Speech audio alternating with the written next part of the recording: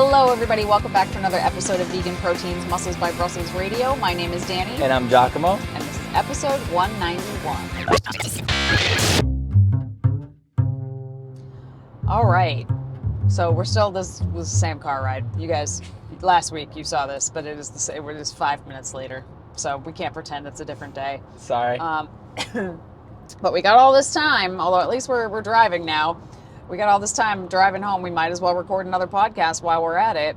But of course, the podcasts we do in the car, we can't have lots of research. We're literally talking to a phone at the moment. And it is mid-October right now. Getting to be late October. Yep. Starting to get a little crisp.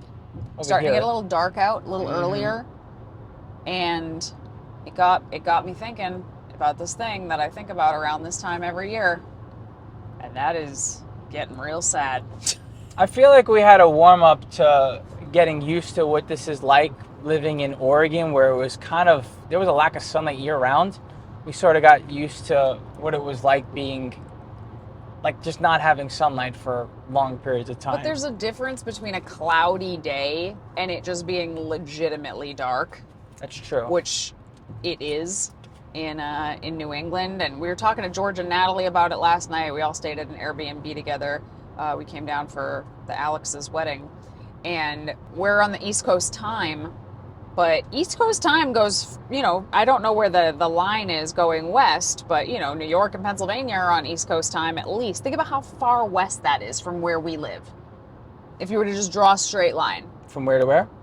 From where we live all the way through Pennsylvania and New York. That's far. That's a long line. It's a long drive. We are very far east, but we're still on that same time. And then when the clocks fall back, it starts getting dark in New England. I am not kidding you. The sun starts to go down at like 3:30 in the afternoon. You have that like kind of twilighty feeling time. I despise it. I hate it more than anything. Every year I say, why do I live here? I feel like you start protesting earlier and earlier in the year also. I just feel like if I'm loud and annoying enough, they'll stop doing daylight savings time and ruining my life. Nope. Anyway. So yeah, the sun sets earlier the further east you are in any time zone. Think about it. It. It makes sense. The further east you are, the earlier the sun sets in your time zone. Well, here's a question. We are very far east. When it's that dark for that long of a period during the day for a decent period of time, do you have to be miserable? Does it have to become something that is a disorder where it causes depressive-like behavior or actual depression and make it so that like your quality of life just becomes compromised? Is that something that you just have to accept because of your environment? Are you talking about me specifically, or do you mean you, plural? Plural. Oh, I mean, no, obviously not. Okay. Not everybody deals with it at all. But I do. I really dread the darkest parts of the year. Because it's not just dark, it's dark and cold. So even when the sun is out, like, you don't want to go outside because your face hurts when you go outside. And I get really nervous for it every year. I mean, I have a lot of strategies in place that I think help to mitigate it. And I even made a YouTube video about it last year. A lot of the things that I do to help with that. But I mean, is it something that you experience at all? I didn't think that I did, but I feel differently this past 5 years. I can just tell. And I wonder what I could be doing better. Am I not getting outside enough? Am I slacking on my vitamin D? Could I be doing a better job doing something to manage how I feel? Whether it's just finding ways to just spark a little more joy in my life because I'm less inclined and less likely to do things that are fun when it's dark for longer hours for a period of time. I think about how uncomfortable the weather can make me if I'm not doing a good job keeping myself warm, for example, or just enjoying the outdoors. I don't know. So am I the problem, or is it just something that the probability is just high? Or is it just something where, like, no matter what you do, you're going to wind up, don't do that, yawns are contagious. Don't yawn, I didn't see that. Is it something where you pretty much, that's just going to be the way it is because that's your environment and it's not your environment to control? Like, I wonder if, like, despite your best efforts, if there's probably just a high risk that because it's dark out, that's likely going to be the way that it feels. It's going to affect you in that way where you're just going to you're going to feel a little bit depressed, a little bit down. I don't know. That was so many words. It was a lot of words. Sorry about that. There are places where people likely experience this significantly less. There's also places where I think people probably experience it way more. I mean, there's places where for a full month, the sun doesn't come out. And then for a full month in the summer, the sun never goes away. Like, I can't imagine living in that particular situation. I kind of almost want to experience it at some point because it sounds so nuts to me. I'm not going to go down that path right now. But yeah, I don't think everybody experiences it, but I do think it's really sneaky. It's really sneaky. It's not like you wake up unless you have as much experience with it as I do, which is a lot. I don't feel like you just wake up one day and you're like, oh, it's the seasonal depression. She's here. I think it can be really gradual. It builds. And like over a lifetime. Also, like you said, it was just the last few years. Over a lifetime, huh? Yeah, like you didn't deal with figure? it when you were younger. I think, well, exactly what you just said. You said the last 5 years. No, what I meant is that I was in denial, and now I'm just accepting how it's probably been all along. But what you're saying, there might be some truth to that, actually, now that you mention it. And I feel like as you accumulate more responsibilities, it becomes harder and harder to not put yourself in a position where you will be experiencing seasonal affective disorder. I think that's a thing. I wonder how much of it is literally just like biology, like it's just natural to rest more in winter. Like if all the buildings and cell phones and everything went away and we had to live off the land, essentially, like you'd be scrounging around like crazy at this point to get all of your crops and stuff stored away in the cold cellar, and so that you have enough food to get through the winter. And then what do you do through the winter? Like not much, actually. And then come spring, everything comes back to life and you bust your ass all summer. I mean, like, I think that's probably like a human being's natural rhythm, but the world is not set up that way anymore. But on the flip side, it's a period of time that forces you to recharge and rest a little bit. I don't know how that could be depressing. Because our world isn't set up for it. So you're still expected to perform and do all of the things that you have to do, but like naturally you just have lower energy, so you lower get frustrated drive. Yourself. Maybe. I'm like I said, we can't research anything right now. We're just talking off the cuff here. I think a lot of it this is my opinion, I think a lot of it has to do with the fact that the holidays are smack in the middle of winter. Yes. And a lot of people have like bad associations with holidays for various reasons, so people don't look forward to that. I don't know, it's really tough. Like, how does it manifest for you? Me? Yeah. I thought you were referring to our audience over there. Well, honestly, it is one of those things where I turn around and it's 3 months later and I'm like, wow, I'm kind of miserable right now. This just doesn't feel very good, and I wish there was more sunlight, and I'm cold and I'm cranky. And to your point, yeah, it would be nice to just let nature take its course and this be a period of time where I hibernate and choose to do less, but I don't have that luxury. And I'm also choosing to do things that require just as much out of me energy-wise as they do in the summertime, and it helps when you're in a better mood to do things as well. Yeah, man, shit is so much easier to do when you're motivated. Yes. Which is why we love motivation. Yes. Like, I love generating motivation, but it's hard and doesn't always come naturally, and then you got to just rely on your discipline at that point. And it's one thing when it's a choice. you feel more in control. But when it's nature choosing for you, you get a little frustrated. It's like you want to be like, stop. Why? Yeah. So I think that's part of the frustration there. Is like it's one thing to like take accountability or like be like, all right, what am I doing differently? But when it's out of your control like that, I think for me, some of it is stir craziness too. Like, I want to get yes, out and go do cabin things, fever. but I'm much worse at that. This is funny. I'm cutting you off Yeah, here. you did. I know you have It's a okay. thought, but I'm gonna roll over, run over you anyway. But because this is kind of funny, I think. So for you, I've seen you spend sometimes up to a 24-hour period in one room, just needing space because you just can't. Cause like, nope, can't deal with today. I'm not in the mood for darkness, and I just need to retreat. I'm not in the mood for darkness. Whatever. Like, I'm not feeling it right now. I need to recharge. So that's how I think it affects you. But for me, But that could happen any time of the year. If I am super super burnt out, I almost need like a dark, quiet room to just sit in for a day, and it feels like probably the equivalent of plugging my phone into the wall. But it's you don't think that happens to you more in the winter? No. Oh, okay. Well, I put it this way. I think you do a much better job in the winter at forcing yourself to get out of the house, whereas I feel like there are times where I won't open the front door for a full 24, 48, 72 hours, and I'll be like, well, whatever. Where you're like, no, this is unacceptable, and you purposely make it a point. Open the door, and you get outside.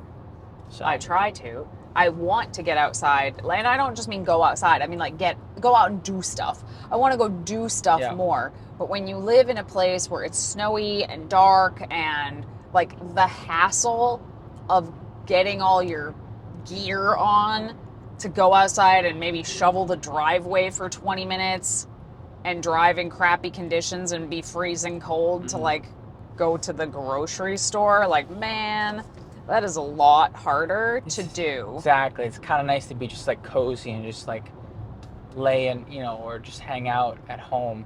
It's not really an inviting environment where you have to get that bundled up just to leave your home. But I do have some strategies. I don't need to research this because I remember a lot of them off the top of my head because I have been dealing with some version of this for my entire life. So, that's funny? Or was that a yawn? Well, it was a yawn, but I were laughing at my suffering. Oh, it was hysterical.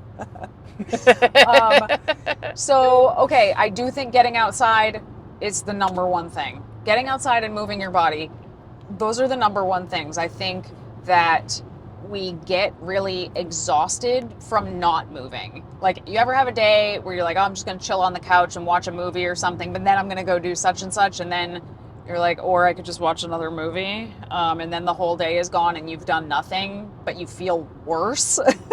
You're like, I'm just going to recharge, treat yourself, but you feel shittier at the end of the day. I think a lot of that comes from not moving. So I actually think getting cardio in the winter is more important than getting it in on any other time, to really get your blood flowing and your heart rate up.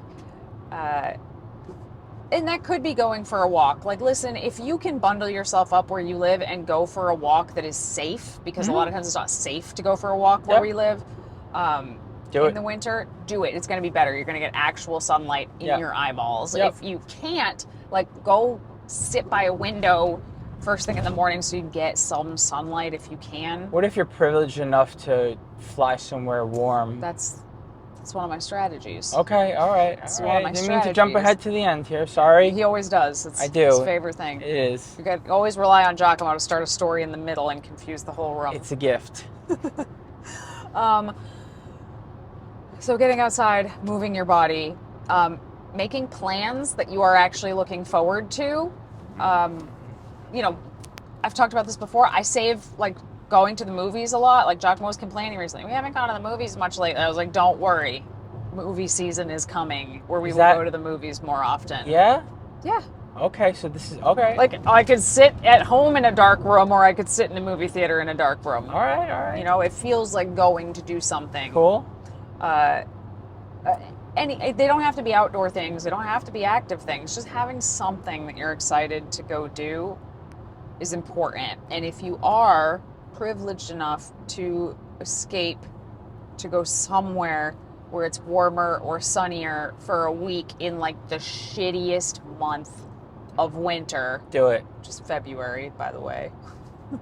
At least it is up here.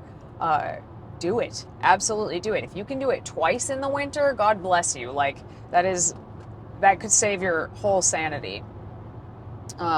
Keeping plants in your house that are, just having greenery around you, because in a lot of places all the leaves are gone from the trees. It's just kind of dreary to look at. So having plants or flowers in your house is really, really nice. And making sure to let everyone know to test your vitamin D levels, because that's the time of the year where they get low, and once they get there, it's bad, and they can stay there and get lower and lower over time if you don't. I typically take more vitamin D in the wintertime. Or if you're someone who just doesn't get a lot of sunlight in general, maybe you work from a desk for most of the day and you're in a city where you like the sunlight is blocked from big buildings, for example. You're not exposing your skin to sunlight.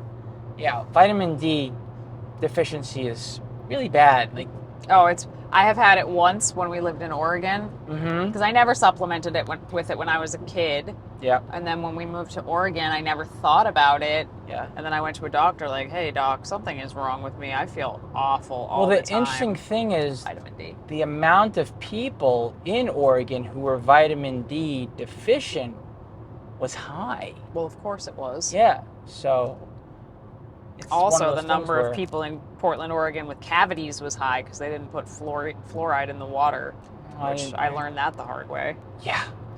Yeah. Grateful to be back in Massachusetts for that. Yes, thank you. So, okay, vitamin D, yes, that's a good one. I have never found success in light therapy from a light. It's all psychosomatic to me, and I just, believe that it's going to help. I don't know if it actually does. I just hope that it does. I have one. Me too. But I get eye strain, if lights are too bright, so I don't like it. Oh. Not my favorite thing. Is there evidence that it works? There's the studies are mixed, so I don't know. But two of my favorite tips for winter, for surviving winter and not resenting it and hating it, is actually to lean into it. Lean into it. Make your house as cozy as you can. Have warm blankets and nice hot drinks that you like. And, if you got a fireplace, you set that sucker up. Yeah, I'm looking forward to that. We do happen to have a fireplace. I like to set up a lot of warming things around my office desk. So I have a heating pad it's an electric heating pad that goes underneath my keyboard on my desk. What's so funny about that? It's just really funny. All it does is warm up your forearms. Well, it keeps my hands warm. And your hands and your feet and your head are where you lose heat the fastest. So I just I literally put my hands on it. Then I have a heating pad that I put under my butt when I'm working and I'm really cold, or I leave it under my pillow, for example, or under my blankets. I wear thermals. When I wake up, I throw on thermals top to bottom. We have feet AKA warmers. long underwear. Long underwear. We have feet warmers. Little thing to heat up your mug at our desks. We have those as well. Just finding ways to. Because when you live in a place as cold as we live, which I think would apply to New England and the Midwest, it gets freezing there as well. Every degree that you turn your heat up in your house probably cost you $50 a month, maybe even more. So you have a lot of monetary incentive to not turn the heat up very high. If you can keep it, if you can tolerate 68 degrees, good for you. I struggle with it every year. We try so hard, but we're just bundled up. every single year, but having cozy clothes to wear, big, fluffy, comfy, cozy, and if you can make them cute, please tell me how you do that, because I don't know how to do that. I look like, if you can make your comfy, cozy clothes look cute, because Gotcha. I constantly look like a bag lady in my house. Last year I posted a story of me wearing a blanket as a dress over my clothes, and that's how I walk around the house all day. I put a blanket around my waist, tuck it in like a towel, like when a guy gets out of the shower. What's that thing you said you were going to get for me, since I tend to do a bad job at regulating my body temperature for the winter? Something that was like a coat or something like that? A house coat? It's probably like a Snuggie or something. I'm probably going to get you a Snuggie so that you can stay warm. So is there truth to those like funky looking Snuggie kind of outfits that you can buy at Target or something like that, with like the hoodie and the almost look like a costume? Oh, I'm sure that there is. And I actually, so Natalie Matthews, good friend, actually has a onesie collection. She collects fluffy onesies. I forgot about that. Yeah. That she does in fact have a collection of them. Okay. And I was asking her, like, where can I get a fluffy onesie that I can wear at my house over my clothes that doesn't look like I'm in pajamas? And the answers were questionable. So I'll see if I can figure it out. Okay. Anyway. So onesies. So, yeah, well, really just leading into it everywhere in your house. Like, how can you make your house more cozy? And in a lot of Icelandic countries, they do this. And their name for it is hygge. Hygge. It's spelt funny, though. I think it's Hyggge. And it's literally like the art Hygge. of cozifying your house, because they live in the cold so often, and like really cold. And I think it's just a really great idea of kind of making the most of a kind of unpleasant situation. But the thing is, you have to cycle through it. You know how, like, if you have pets or kids, it's a good idea to like swap out their toys every once in a while, so they're like excited by quote unquote new toys, even though they're not new, they just haven't seen them in a while, so they have novelty again. Okay, well, we need to treat ourselves like that as well, in that it's a good idea to save certain things for certain times so that they can feel novel again. Like, you know, you don't need to have a super cozy house with lots of warm tea with lemon in the summer. If you save those things for the winter, they just seem more fun. Some of them make more sense than others. There are certain foods that can feel nourishing in the fall and the winter also. Squashes, potatoes, chilies, root vegetables. Grains can feel nice and hearty. You can make yourself a nice warm bowl of something, for example. And certain spices, sage, anything with sage in it in the fall and winter. Just like fruit would feel nice in the summer, for example. Right. Yeah, so eating seasonally as well. Exactly, certain kinds of spices, rosemary. Yeah. Herby kind of stuff. Well, there's summer herbs too, but that's more like parsley and dill. Yes. And, I don't know. I find all of that stuff to be incredibly helpful. And of course, like, talk to someone. Like, if it's bad, I don't even want to say if it's bad, go to therapy. Like, talk to somebody just to see, like, do a little inventory on yourself, do a little wellness check on yourself.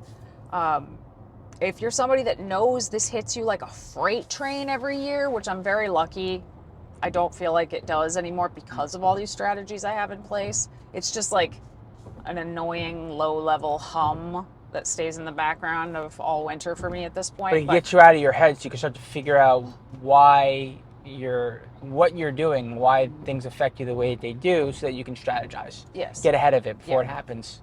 But if you're somebody that knows this hits you like a freight train every year, there's medications for that. And I understand. Believe me, I understand that a lot of mental health medications are overprescribed and just thrown at everybody on day one. I get it. I'm not in support of this. But I also think that shunning the entire pharmaceutical industry when it comes to mental health is also a mistake, because, you know, there are things out there that can really help people to not suffer, or just give them the boost enough that they need to start making some of these lifestyle changes that we're talking about. Because if you talk, I mean, this is not seasonal affective disorder specifically, but if you talk to someone with like a major depressive disorder and be like, you just need to get outside and exercise, like, I'm sure they would love to do that. I'm sure they would love to do anything, but they can't. So I think sometimes pharmaceutical help for those folks can give them the boost enough to start making these small steps, and then bigger steps, and then hopefully not need them anymore, you know? And some people need them forever, and that's okay too. So that's, I just don't want to make it sound like I'm just saying, oh, just have a routine and wear comfy clothes and seasonal affective disorder gone. You get to focus on being as proactive as you can to work on your mental health. You can also understand that despite your best efforts, it still may not be enough for you to experience mental health, and having something help without blaming yourself or trying to like tough it through is potentially not only a viable but a smart option for you. So there's definitely no shame in that, and it's hard because of the stigma to embrace and to lean into that direction. But for some, that is the right way to do it, and the best way to do it, and necessary. Right? And the idea that's coming to mind for me is just the kinds of the lengths that competitors go through, bodybuilders specifically, to make up for the fact they feel like crap. But it's their choice to compete, and it's like they supplement with all kinds of things, they do all kinds of things to not feel like crap. But it's like, for some reason, when it comes to mental health, you're unwilling. You're like, if I can't just like think my way through this. Because there's a huge stigma around it. That's it. I mean, that's crazy. Really the problem. There's a huge stigma around people admitting that mentally they might need some help. And also because I think a lot of these mental health issues are so sneaky. They sneak up on you.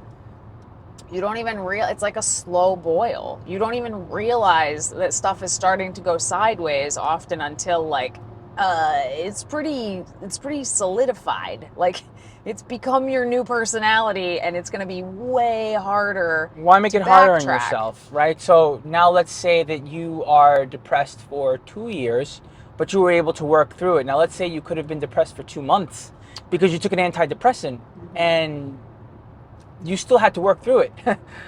Wouldn't you take the 2 months over the 2 years? Right, but you don't. Again, I just don't think a lot of people even realize.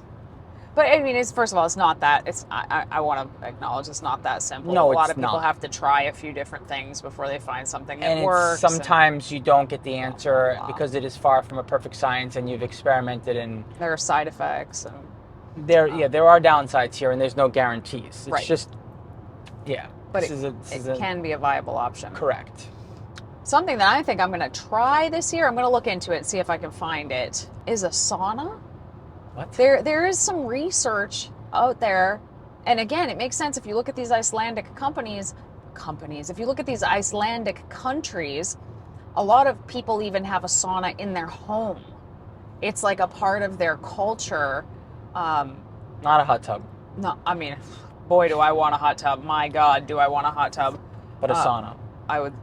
Yeah. Okay. I would personally prefer the hot tub, honestly. Okay. But well, now you got me thinking. That might be. I wasn't gonna buy a sauna. I was just gonna see if I could find a place to go sit in one.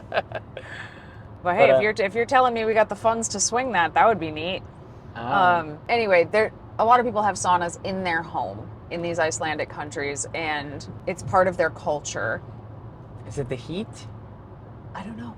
I have to look into it more, because a lot of people are not just going to saunas, but they're going to like infrared saunas, which I know absolutely nothing about. So that could be a bunch of hocus pocus. I don't know. I would have to look into it, but I mean, I think it's worth trying if I can find one of the branches of our gyms that has one, because we do have a steam room, but I think that's freaking disgusting. So any steam room, like, I don't care if it's clean or not. that's gross to me. Mm. So saunas are significantly less gross. I just think of like wet bacteria sitting in other people's wet bacteria. Even with a towel, man, that's soaking through. So, ugh, not into it at all. Gross. Let's see. Is there anything else about seasonal depressive disorder? Making plans that you look forward to. Exercise. Exercise is actually the number one. I kind of glossed over it, but it's because we talk about exercise on like every single podcast. But I truly, I 100% believe that exercise, cardio specifically in the winter, is the most effective thing for battling any kind of seasonal depression. Thanks so much for tuning in to another episode of Vegan Proteins Muscles by Brussels Radio. Stay in touch with us at Muscles by Brussels and at Vegan Proteins on all the socials. Hit the contact button on VeganProteins.com and one of us will get back to you right away. Once again, my name's Giacomo. And I'm Danny. And we'll talk to you soon. Bye.